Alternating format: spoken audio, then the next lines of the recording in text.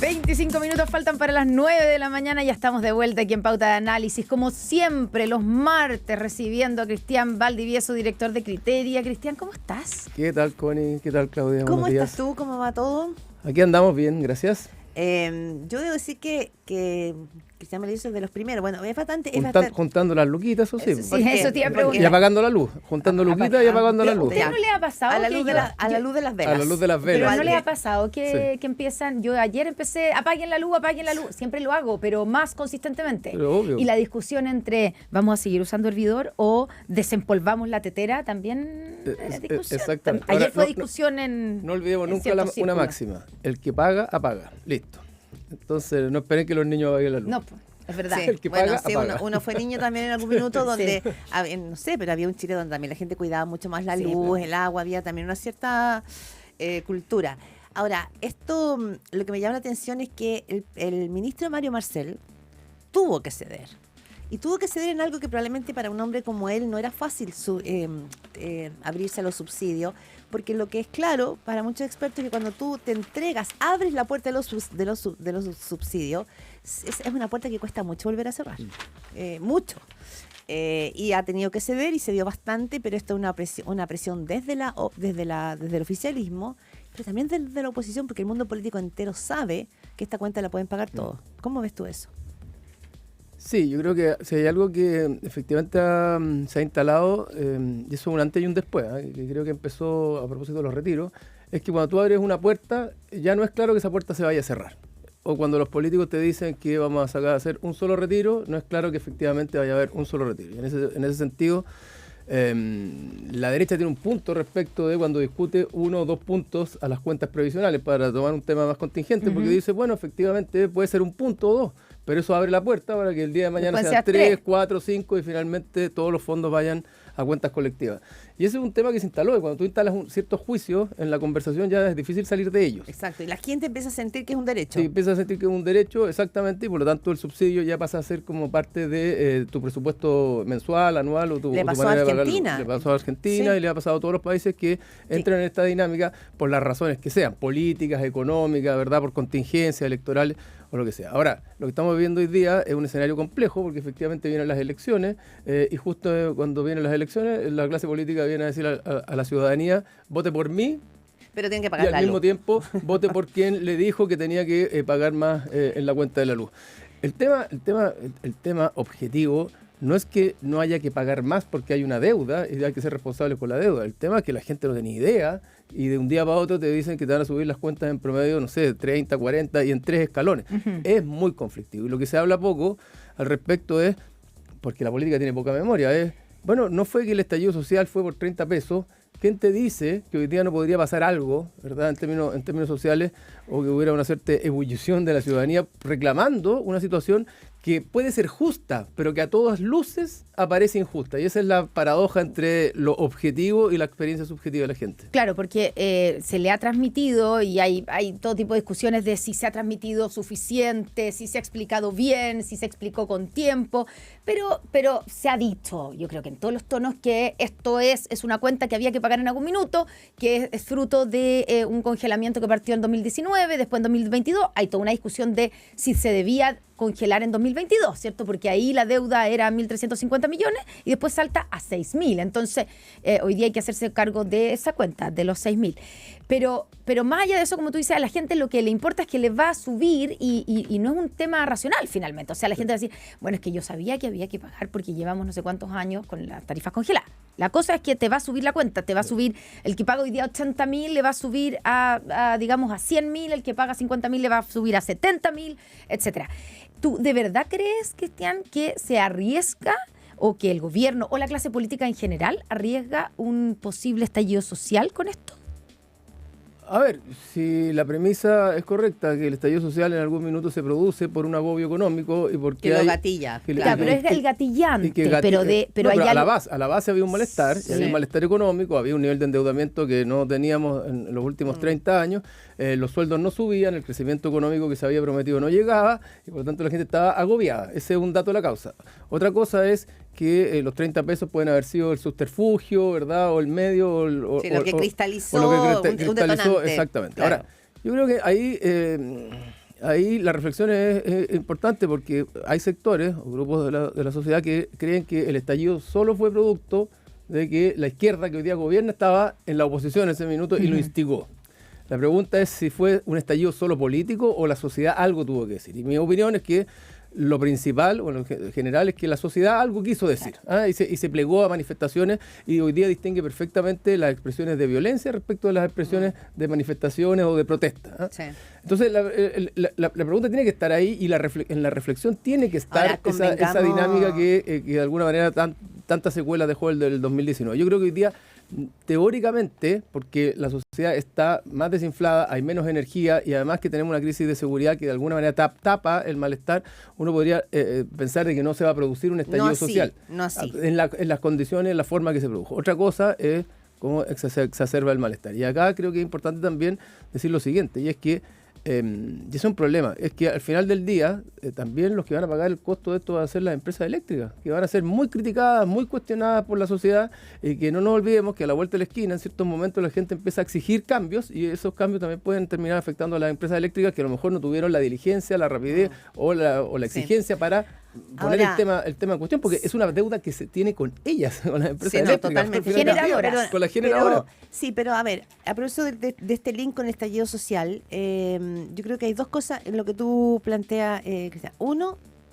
que efectivamente ese malestar social está en la base respecto como una sensación de abuso y en la cual la ciudadanía sentía o siente que le tocó pagar muchas veces la cuenta que no era de ellos, ¿ya? El problema es que estamos claros que hoy día no hay un acuerdo en el mundo político de por qué pasó en el estallido social. Cada uno está sacando sus propias lecturas, y no hay una gran lectura en la que estemos todos de acuerdo, esto fue lo que pasó. O una demanda legítima o no una demanda legítima y todo fue instigado cuánto afectó, o solo fue violencia, ¿no? Ese es un punto que es un tema que se está masticando y se digiere y que cada sector político lo está haciendo. Pero sí probablemente quedó un cierto temor en la ciudadanía por lo que eso significó. Hubo muchos acelerantes, incluso visuales, que tienen que ver con el fuego y todo eso. Entonces, como tú bien dices, un alza, por mucho menos hubo un estallido social. Pero hoy día también hay un temor de la ciudadanía que se siente más frágil, más incierta, por lo tanto puede reaccionar distinto. O sea, las alzas de la luz pueden ser también un efecto sociológico, ¿no? Sí. Mostrar algo de la sociedad que no estamos viendo, porque hay otros temores. Entonces quizás va a pagar la cuenta nomás, pero se va a ir incubando otro tipo de malestar. No, claro, lo que pasa es que hoy día el malestar probablemente se está expresando desde otros lados. Desde el estallido social lo que venimos viendo es que la sociedad empieza a votar por los outsiders, empieza a ser muy crítica con la clase política, empieza a buscar por otros lados, a criticar a los que están gobernando. Y probablemente el malestar se puede expresar electoralmente o en otras condiciones. Pero la rabia que eso va guardando, que hoy día es probablemente de frustración, que no tiene una expresión de rabia furiosa si se quiere, pero tiene una expresión de frustración, está ahí y da vuelta. Y yo creo que es interesante mirar esto desde la perspectiva del gobierno y la jugada que el gobierno está haciendo con esto, porque el gobierno, claro, llegó a un punto donde el agua le está llegando al cogote y ya no hay plata. Probablemente el ministro Marcel dijo, esto hay que pagarlo ahora, porque si no, esto se va a inundar todo. Pero el gobierno también se está arriesgando bastante, y cuando uno mira esto desde la perspectiva de por qué está cometiendo este riesgo el gobierno, también uno puede pensarlo del otro lado. Bueno, ¿cuál es la oportunidad que tiene el gobierno en este escenario? Y probablemente a lo mejor el gobierno fue un poco impetuoso en esto, no negoció bien las cosas o no ordenó bien sus huestes internas primero. Probablemente el gobierno ve, o en algún minuto vio, que bueno, que una de las formas también de mostrarse como un gobierno con capacidad de dar gobernabilidad, de un gobierno serio, un gobierno responsable, que es la gran crítica que está instalada en la sociedad y en la élite respecto a este mismo gobierno. Bueno, era decir, bueno, si hay que cumplir con las deudas, hay que cumplir con las promesas, con los plazos y la responsabilidad, nosotros estamos dispuestos. Y al mismo tiempo somos capaces, estoy hablando de la señal que el gobierno podría haber dado, o haber querido dar, somos capaces de darle gobernabilidad al país y contener esta frustración o de alguna manera encauzarla bien mediante, no sé, subsidios u otras cosas. Y por lo tanto, como señal de mediano y largo plazo para esta generación que está gobernando, esto podría haber sido o puede ser una gran oportunidad de decir, si a nosotros nos cuestionaban por nuestra capacidad de dar gobernabilidad, ¿verdad? nosotros hemos dado señales claras y contundentes que somos capaces no solo de cumplir con las promesas, con las responsabilidades, sino que también de contener y negociar con la sociedad.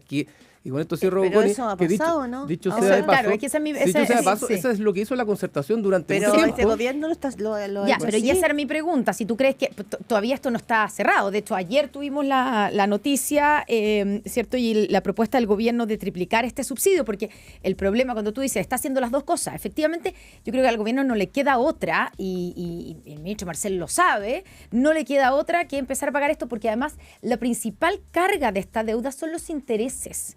Entonces, la verdad es 3 millones que no es, de dólares al día. exactamente, eso no es la deuda propiamente tal, sino que los intereses. Entonces, lo que hay que terminar es con la deuda. Entonces, no hay más espacio y el gobierno lo sabe eso. Ahora, el gobierno presenta esta idea de un subsidio al 40%, que fue lo que se aprobó en el proyecto. Claro, ahí está toda la crítica de cómo no se dieron cuenta que con el 40%, pero además no es que el 40% lo vaya a recibir, es que un tercio de ese 40%, eso era el proyecto original, podría recibir un subsidio. O sea, hay que postular. Ya, por eso. Y en la postulación ya hay plata para 1.500.000 hogares. El 40% más vulnerable son 4,5 millones de hogares. Por eso ahora lo que se busca es triplicar el subsidio para por lo menos llegar a todo ese 40%. Olvidémonos de la clase media, porque no van a entrar con esta idea. Pero a lo que voy es que tal vez ahí es raro que no se hayan adelantado a eso. A que hayan pensado que con el 40%, con este 1,5 millones de hogares subsidiados, iba a ser suficiente. Porque eso finalmente es lo que se les transformó y terminan cediendo. Ayer el ministro planteando esta idea de triplicar el subsidio, están todas las formas de cómo reunir los recursos. Bueno, porque esto no se pensó antes. No sé si eso afecta en algo, porque además viene por presiones de su propio sector. Sí. O sea, hemos visto ser súper crítico ayer a los mismos del Frente Amplio, parlamentarios del Frente Amplio, diciendo, ya está bien, por suerte esto, pero además es insuficiente. Gael Jomans fue sumamente dura. No, y la Entonces, alcaldesa Iracy Hasler también. Pero hay que decir, claro, también el Partido Comunista en general. Entonces, el gobierno como que, sí, hizo lo que tenía que hacer probablemente, pero fue muy poco... Sí. Fue muy poco visionario en cuanto a la presión que iba a venir para una ayuda y un subsidio un poco mayor. Sí, Es raro eso, ¿no? Sí, es raro.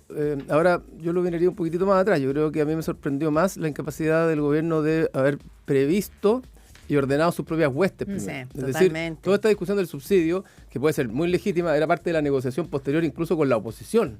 Pero aquí pareciera que es una negociación con sus propias huestes. Claro. Y esto, si uno mira desde arriba, de nuevo nos muestra la diferencia o las distintas visiones que hay dentro del gobierno. Una que es mucho más impugnadora, mucho más, digamos, que le quiere hablar a sus bases, y otra que es más del socialismo democrático, que quiere dar señales más bien de gobernabilidad. Y son dos miradas muy distintas, donde el presidente, como siempre, queda como en la estacada de alguna manera, mitad. ¿verdad? Porque primero apoya sin duda el tema de los subsidios, porque, o sea, perdón, de que hay que pagar la cuenta y veamos los subsidios, pero al mismo tiempo se encuentra con una parte de su coalición que lo cuestiona y lo tironea. Sí, yo sé que tenemos nosotros la tendencia de siempre buscar al culpable. ¿Quién fue el culpable? Y fue un poco el debate del día de ayer. Fue el gobierno de Sebastián Piñera, fue este gobierno, ya. Independientemente del culpable, cuando asume este gobierno hubo un diseño, ¿ya?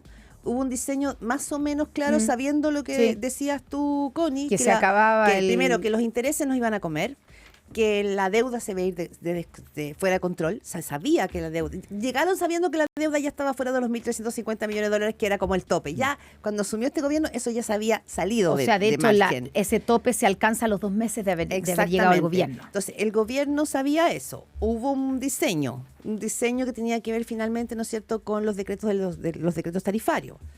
Entonces, más allá de que si es culpable, hay un tema de gestión. O sea, el gobierno aterrizó con el avión moviéndose en una cancha que pudo haber estado más pavimentada. Y en ese sentido, el tema de la gestión, que es un fantasma que sí ha penado el gobierno, puede revivirse. Sí, sin duda. Por eso que el gobierno se pudo haber gestionado mejor el gobierno con esto arriesga mucho en un momento donde le está yendo mejor, donde la ciudadanía le está dando un poco más de adhesión, el presidente está ganando confianza, pero llega un punto en que el gobierno decide jugar jugar las cartas. Siempre tú podrías haber tirado la pelota una vez más al córner y haber seguido endeudando al país y haciéndote el leso. Entonces, ¿quién es el responsable? Bueno, primero nos tocó esto que debió haberse cambiado el 2022 y resulta que había un plebiscito y por lo tanto escondamos la cabeza. Después vino el 2023, había otro plebiscito y por lo tanto escondamos la cabeza. Y ahora viene una elección. Y ahora viene una elección, pero llegó el minuto donde todo o nada, porque o este año o el próximo, que va a ser la elección presidencial y parlamentaria, yo creo que el gobierno decide jugarla este año. Ahora, y eso es efectivamente responsabilidad de gestión del gobierno. Ahora, tampoco digamos las cosas como son. No es que la derecha haya estado gritando a diestra y siniestra, o la oposición en general, pagué, hay que cobrarle a la gente las cuentas de la luz, porque tampoco era popular. A nadie le conviene. Decir que o sea, la ley está firmada por todos. Exactamente. Además. Exactamente. Y además el primer congelamiento fue en el gobierno de Sebastián Piñera. Condiciones diferentes, lo que quieran, pero finalmente hay o sea, a la hora de buscar, como dice la Claudia, que siempre aquí buscamos quién fue el responsable, pueden todos tener algún tipo de responsabilidad y por lo tanto a nadie le conviene mucho apuntar con el dedo a quién fueron los responsables. Por eso que el estallido, comillas, que empieza a haber uno hace un rato, no tiene a lo mejor que ver con un estallido de violencia o callejero o de protesta, sino que un estallido más bien que se empieza a verificar en las urnas, que tiene que ver con estallar contra el mundo político incapaz de hacerse cargo de los problemas y al final del día son todos responsables. Porque uno puede decir, bueno, a la gente no le gusta nunca pagar una cuenta. Y eso sin duda, que a quién le puede gustar pagar, menos cuando no están subiendo los sueldos y la empleabilidad no está subiendo. Entonces, la pregunta es, ¿cómo había que hacerlo? Bueno, probablemente había que contar la verdad desde el principio y no esconder la cabeza y de pronto salir con un aumento, ¿verdad?, que era inevitable en las tarifas, que va a ser en 3 escalones. Es complejo y creo yo que, como decía Claudia, que esto no se va a producir a lo mejor en un estallido de rabia, porque la violencia está más bien, estamos en un ánimo más interno, sí, ¿verdad?, más interiorista, más que exteriorista, si se quiere. Pero da rabia probablemente, y esa rabia se puede expresar en las urnas, y al mismo tiempo es un caldo cultivo de los populistas que pueden, ¿verdad?, no querer pagar ningún costo y ofrecer soluciones fáciles a problemas que son complejos, porque tú no puedes hacerte el leso con una deuda del tamaño que tienes con las eléctricas. Lo conversábamos con Marcela Cubillo, Connie, Cristiana ahora, y es que de alguna manera a la ciudadanía le van a subir la luz, ve que no hay acuerdo con la previsional, o sea, empieza a mirar que todo aquello que lo afecta no al país y las grandes políticas públicas, sino todo aquello que tiene que ver con cómo vivo yo el día a día. En ese día a día se va a encontrar con un mundo político que le va a dar lo mismo, a la ciudadanía le da lo mismo si son de izquierda, de derecha, va a decir, toda esta clase política es ineficiente. Claro. Y ineficiente y poco efectiva para resolver los problemas por los cuales yo los elijo. Y ese yo creo que es el gran riesgo, a propósito de lo que tú dices, Cristian, de los populistas o del populismo, que no es de izquierda ni derecha el populismo. Sí.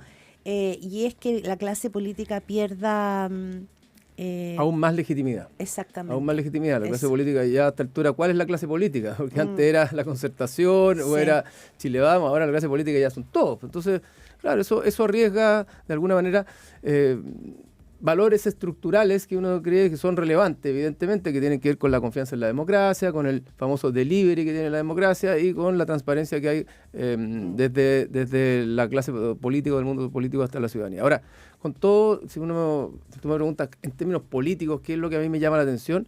Es que el gobierno en su conjunto, en vez de haberse ordenado en torno a una posibilidad que tenía de mostrar al país que daba gobernabilidad y jugar con los subsidios, lo que quiere, aparece hoy día muy dividido. Y ese es el principal flanco de debilidad que tiene hoy día el gobierno, porque claramente no están alineados en la estrategia. Que es la reiteración de otras divisiones. Que es la reiteración de otras divisiones.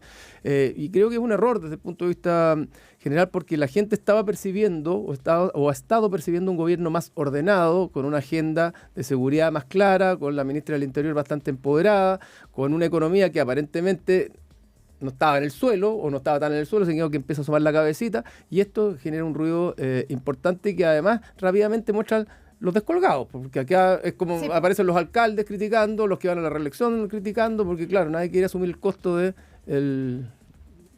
plegarse a la idea del aumento del pago de la luz.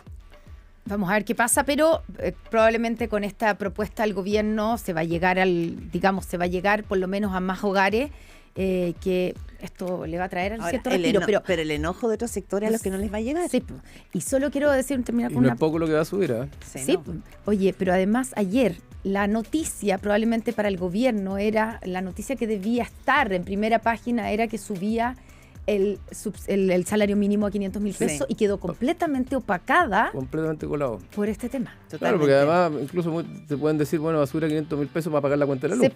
Para subir, para no pagar más la condiciones cuenta de la vida. Exactamente. Y además, aunque te llegara el 40% del subsidio, la clase media va a quedar totalmente desprotegida. Y ahí viene otro enojo. Ahí viene otro enojo. Sí. Cristian Valdivieso, director de Criteria, como siempre, muchas gracias por estar con nosotros aquí comentando. Gracias a ustedes.